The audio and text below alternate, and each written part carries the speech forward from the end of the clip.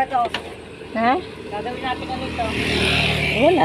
Alsan mo lang ng kaliskis at saka ano. Ano guys? Ating kaliskis. Yan.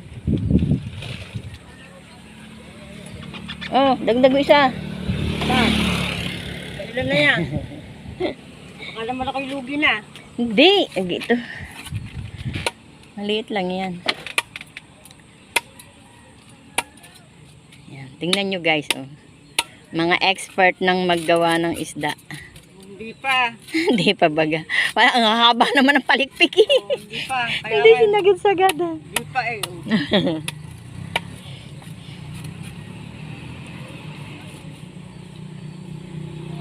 Hayaan mo na yung ano, hayaan mo na yung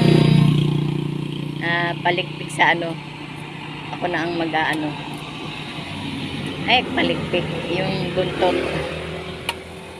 Ano ba guys?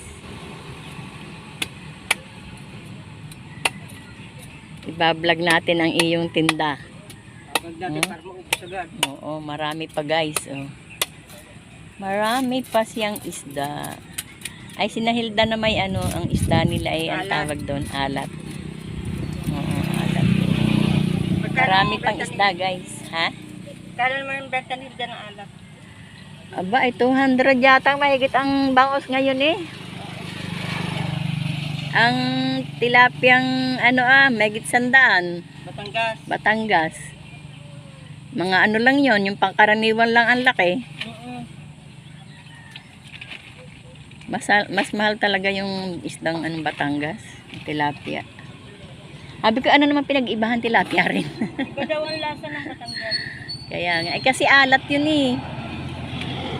Malasa nga, kasi alat. Hindi. Diyan lang yun na sa bulkan. Ha? Sa may bulkan. Alat nga yun. Tapang din yan. Ha? Eh aba, ibig mo sabihin lawa, Ano yun? Balakulong. lawa din yun. Oo, Hindi ano ibig sabihin malinis pa. Ay dito sa atin talagang ang dumi Mas na ng marami tubig. doon. Kasi ang pagkain nila dun sa mga ano, ipot. Ha? Ipot. Ipot ng manok? Ano? Kaya nagkaroon ng fish kills dun sa kanila noon. Walang yung yung nilalagyan nilang ipot ng manok. Umaano sa ilalim. Ganon. Nabulok. Kaya nagkaroon ng piskil. Kaya Dumami ang mikrobyo. Oo. Tsaka ang bitukan, ang lasa ng tiyan ng isda, lasang ipot.